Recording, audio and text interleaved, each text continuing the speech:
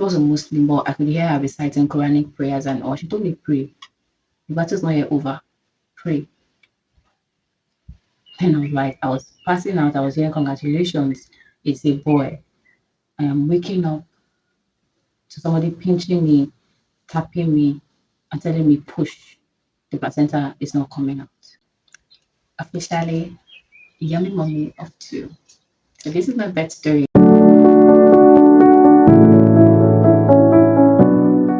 If you're new, my name is Chukwusomuanidebe. Today's video is a story time of my labor and delivery. My family is growing. I'm now a mom of two boys. Right now, my brain has settled enough and I can actually give the story time because my birth experience wasn't all that rosy. So it took a lot of time for my brain to come back because I kind of experienced a little bit of amnesia after giving birth to my second son. Let's get right into the story time, shall we? So I gave birth on the 1st of April 2026. Yes, by 10:26 p.m. Yeah.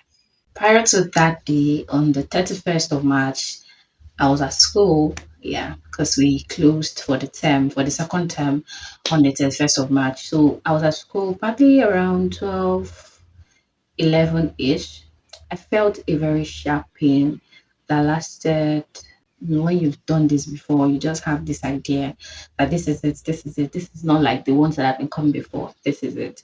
So yeah, I just knew it was coming. So I told my husband, I'm having contractions, or and he was like, hey, this night by 10 p.m., how are we going to do it? Because yeah, we don't have a car. So how are we going to do it? But I'm like, it's not that serious. Probably tomorrow morning is when it will get serious enough for us to go to the hospital. So we slept at around 1 a.m.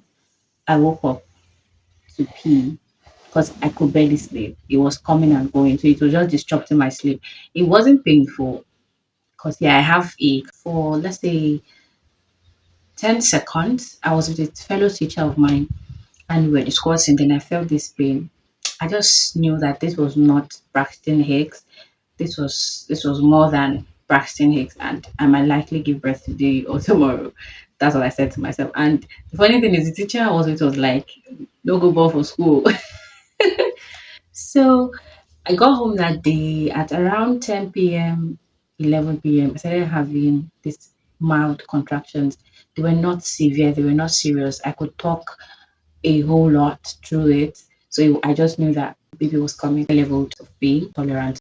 I can endure pain to some extent. It's not the highest, but it is high. I know how to endure pain. So it was not like so painful that I couldn't sleep. But yeah, I knew I was in pain. But my sleep was just being disturbed. I would sleep and I would just have this sharp pain. And yeah, I woke up, I peed, and from 1 a.m. till 6, I just didn't sleep well because I was just tossing and turning because at that time they're getting more intense, but not as intense as yeah, it wasn't as painful. I don't know. For somebody else it might be, but for me, because of how much I could endure pain, it wasn't so serious to me. Yeah. So 6, 7, yeah. I was trying my mom's number, it wasn't going. I was like, what's happening? Not now. Yeah. I intended staying at home for my water to break so I don't have to stay so long in the hospital because in cancer's pregnancy, due to the fact that I knew nothing about this, my first experience, I went quite early. I went on a Friday and I gave birth on a Sunday because, yeah, I gave birth on the early hours of Sunday. That was by 12:36, if I'm not mistaken, a.m. So I didn't want that to happen. I said, let me stay at home and wait it out. When my water breaks, I will start going to the hospital. But yeah, my water didn't break. I just had to go. We got to the hospital at around 11:40 something or 11:50 something. That was when we got to the hospital. So they checked me by 12:10 and I was already 4 centimeter dilated and I was so happy because this is the time where people take epidural. If you want an epidural, they wait for you to get 4 centimeters, then they give it to you so you don't feel, because that's when your contractions start becoming serious. When you get to 4 centimeter, your contractions are expected to spiral up, like the pain becomes more and intense. So this is the time when you are advised to take epidural because of the incoming pain if you don't want to feel the pain that's coming. So yeah, so 4 centimeter is progress. So I nurses were like, you're you're a strong woman. We're like, I don't know about that, but yeah, God is good. So they checked me. I was 4 centimeter, and this was around 12:10. And you're like, okay, I should just try to move around a bit. I did.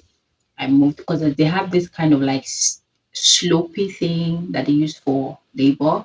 Yeah, you can also call it a stair, but it's not like a stair. It's slopey.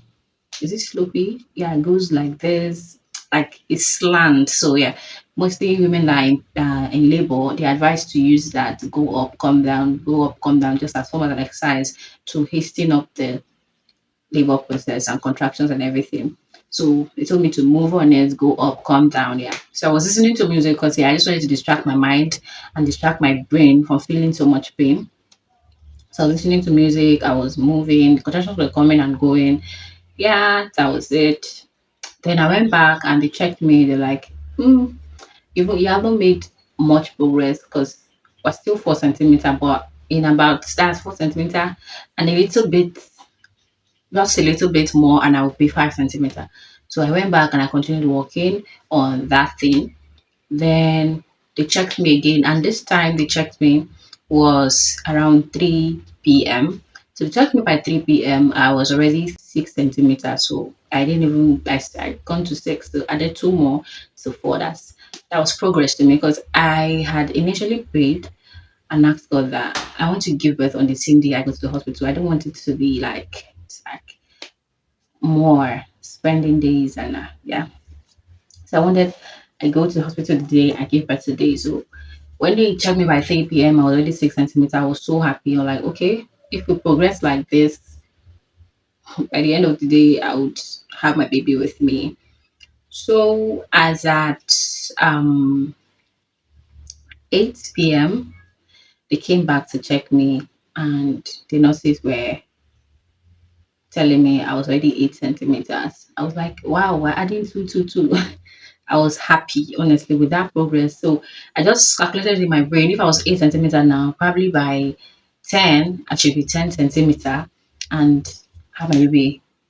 Then we went to the so as I when I got to 8 centimeter, they told me I can go and stay. I should go to the delivery room since I'm already 8 centimeter and with the way my contractions are coming, I would get 10 centimeter very soon. So I went to the delivery room. I laid on the bed because at this time I can't come down anymore because yeah. Then I went and they checked me and the nurses were like, I'm not 8 centimeter, I am 4 centimeters. That's when I said what? You said what? You said what exactly did you say? You said yes, like you are not 8 centimeter, you are 4 centimeters. Then I'm like, explain it to me because the last nurse that checked me before her shift ended told me I was 8 centimeters. So they're like, yeah, hand varies, hand size varies. Some people has fat hands. Are you kidding me? Like, be for real. How can I move from 8, then go back to 4? That's like minus 4 centimeters. And they're like, they had to go call the doctor. And okay, before they went to call the doctor, my water has not broken yet. So they told me to calm down since I was just 4 centimeters. So they told me to calm down and I should do some exercise. But at this time, I was already tired. I could barely stand. I could barely stand. They were telling me bend down, go up, go down, go on a squat, and but I was already too tired. I was so tired. I don't have the strength for that. But they're like, I need to do this so my baby could come out faster and everything. But at this point, I was losing strength. I could not even do all those exercises. I just sat down on the floor. And they're like, I should not sit down. I should bend down. But I was weak already. Man. So my husband came and because he went to get something. So when they were like telling me to do all those exercise, he was not in the living room with me yet. So he came and helped me up and I told him I want to sleep. I was feeling sleepy.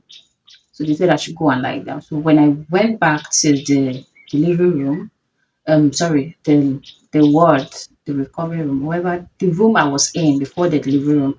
So I went back there and in the process of me climbing the bed, my water broke and they're like, oops, we have to take you back to the living room since your water has broken. Okay. So they took me back to the living room. But my mucus plug came out at home. I didn't see this. My mucus plug came out at home. So when they initially checked me, when I go to the hospital by 12, and they checked me and said I was 4 centimeter, my mucus plug was already out. Because that my water has not broken yet. So as at this time now, my water has already broken. So they told me there's no need for me to sleep. My water has broken. I am not sleeping again. I was like, why? I was so tired, man. I don't even know. I was just so tired. I was really, really, really tired, man. So they took me back to the delivery room and yeah, so they called the doctor because the way my contractions were coming was not like somebody that was 4 centimeter. Make you know, say e no dey ordinary, e no dey normal to do. My contractions were coming so fast and they were so painful, so intense, so strong. But when they checked me down there, I was just 4 centimeters. So they had to go call the doctor.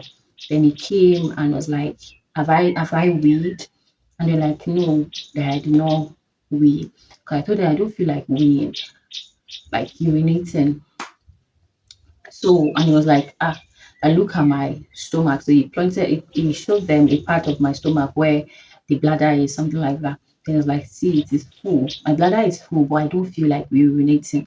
So they had to use the catheter. They inserted the catheter to the urine hole in your vagina and they extracted the urine. After that, inside there's this drug he brought. After he explained everything to him, and he checked me and said, "Truly, you're 4 centimeter." Or he was like, "Okay, let's do something because these contractions are strong." So there's this drug he brought. 'Cause at that time, I was already weak. Just do whatever you want to do, man. I can't be here. I'm tired. So he bought this drug. The drug looks like paracetamol tablet. So he broke it into four. Then he inserted one quarter of it inside me. And immediately inserted that drug, things switched up from 10 to 100. It was already 10. Then it switched up to 100. So he inserted that drug and things just spiraled up from there. Then it got to a point where I felt like pushing, but because I was not the complete O, I couldn't push yet. So when it was time to push, they noticed that my baby's umbilical cord was round his neck, just like this. It was a similar case with Kamsi's birth, but just that in this situation, in this case, it was not so tight around his neck. So it was after I pushed his head came out, they cut the cord and everything. So my baby came out. Immediately I pushed down my baby. Things became blurry for me. I knew they took my baby to the other side of the room. Then my husband went with them. Then I was hearing he was not breathing properly. His voice is not loud. That was all I heard. And I also heard, congratulations, a boy. And after that, I passed out. I passed out, guys. I became unconscious. Like when I woke up, I started thinking, that's how people die. That's how people just go. But yeah, I passed out and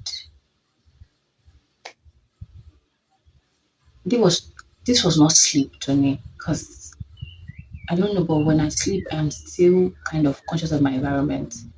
Just little noise and I might wake up, depending on how intense the noise is. But this one, everywhere was silent. Everywhere felt so cold.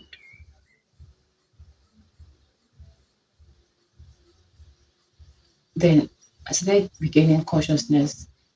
I felt like somebody was pinching me and somebody was beating me.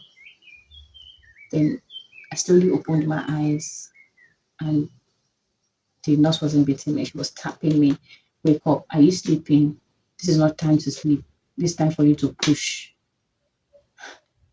Then my eyes became sharp. Push. Is it twins? And like the placenta is not coming out.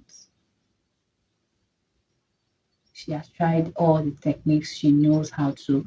She has rolled it. They like use their hands to roll it and it comes out. Pressed on my tummy a bit. It's still not coming out. Then I was like, God, because I already knew what this meant. If she applies force and the placenta breaks inside of me, I will be wheeled instantly to the theater. Because if any part of the placenta is left inside, huh, it could bleed to death. You could. The person could, not you, please. The person could bleed to death. So I started praying. The nurses were praying. They were praying. She was a Muslim, but I could hear her reciting Quranic prayers and all. She told me, pray. The battle's not yet over. Pray. And I was like, I was passing out. I was hearing, congratulations. It's a boy. I am waking up to somebody pinching me, tapping me, and telling me, push. The placenta is not coming out.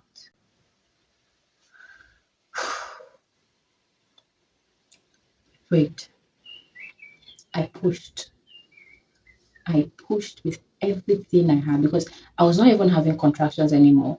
Because if I was having contractions, it's going to help it. Like when I feel that contraction, my body enters that push mode. You get, but I'm not contracting anymore. So I don't even know if I am pushing the way I should push. If I'm pushing, like my husband had to come and ask, "What's the problem? What's happening? What's going on?" I could hear the worry and fear in his voice. But he masked it in his face. If you look at him, you will not really like in his voice. He was so worried and scared. And the nurses too were scared. They were worried. Why is this not coming out? This should be easy. They had parties done. This should be easy. You're like, sir, please just go to where baby is. We are trying to focus here. Trying to at that point, it's like, God, you can't give me beautiful babies. Like, look how handsome my children are. Like, I cannot give birth to blessed children. Like I've pushed out this baby. Baby is out. What's this again? At that point, I was so scared for my life. I was scared for my life. I passed out. I woke up thinking, okay, when I'm standing up, they're just going to clean me up and I'll go to the recovery room and just lie down and sleep because I was so tired. But waking up, I'm hearing push. I pushed and I pushed and I pushed. Placenta did not come out. And you know how how funny, not funny, how delicate a placenta is. You cannot drag it with force because if she tries to use force and she drags the cord and the cord cuts, there's no way for her to bring out the placenta. So she has to be as gentle as she can while still have to make sure it comes out.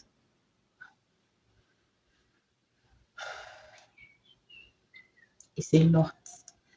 When She saw that I was not, my pushing was not even doing it, and she on her end was not even getting it.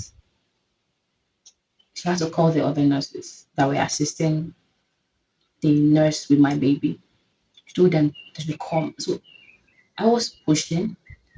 They were pressing on my tummy downward, and she, the one delivering the placenta, was standing between my legs. So as I was pushing, they were pressing on my stomach. She was also trying as gently as she can to drag it out.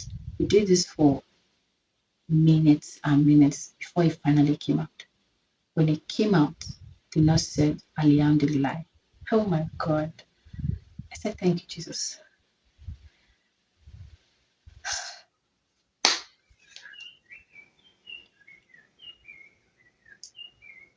That was when the nurse said, you have won.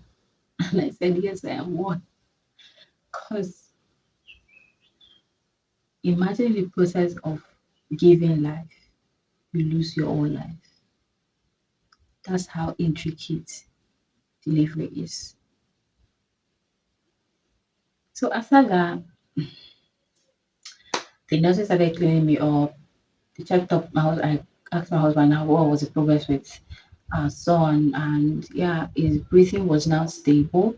He was breathing properly now, although his airways was not clear enough because his voice was still not loud enough. They were beating and beating his bum bum, so he could cry out loud, so to clear out his lungs and airway. So we're like, they're still in the process of it.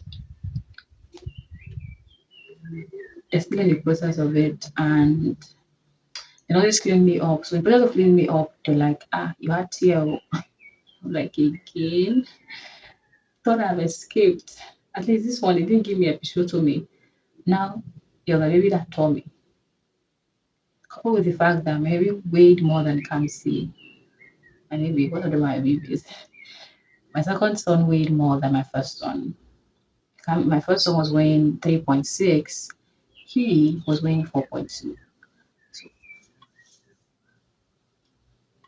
tell me. And the others were like the tear was not in one particular place. That's the beautiful thing about episiotomy. They just give you one single tear and it is just there straight and that's it. But when a baby tears you, it is not in one place. You can tear here, tear here, tear here. Just it's just scattered. So that was how battered that place was. So and this is that I was stitched during my first pregnancy actually tore. According to the nurses, she was like those places where I was initially stitched because she was like, was I given a stitch my first pregnancy? I said yes. She was like, that she could see those places, tears are there. So I had a third degree tear again. They just nothing remain before reach my ears. So let's just say the space between your vagina and your anus is 3 inches. I tore to 2.5 inches. So I just have half inches left to my ears before you get to my ears. So yeah. So I was stitched and cleaned up by the nurses. Oh, they gave my baby to hold. Then after that, yeah, everything became fine. His breathing was stable. His airways were cleared. His voice was okay and everything. So that was it. They cleaned me up.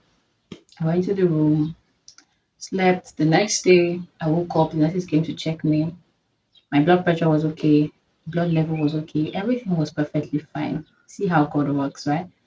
So they're like, I'm perfectly fine. I'm free to go if I want to. If I still want to stay in the hospital to rest, if I go home, it's still fine. But like, I beg, I just want to leave this place. So I was discharged the next day on the 2nd of April. My baby born on the 1st of April 2026. Officially, a yummy mommy of two. So this is my birth story. I'll see you guys in my next video. Bye.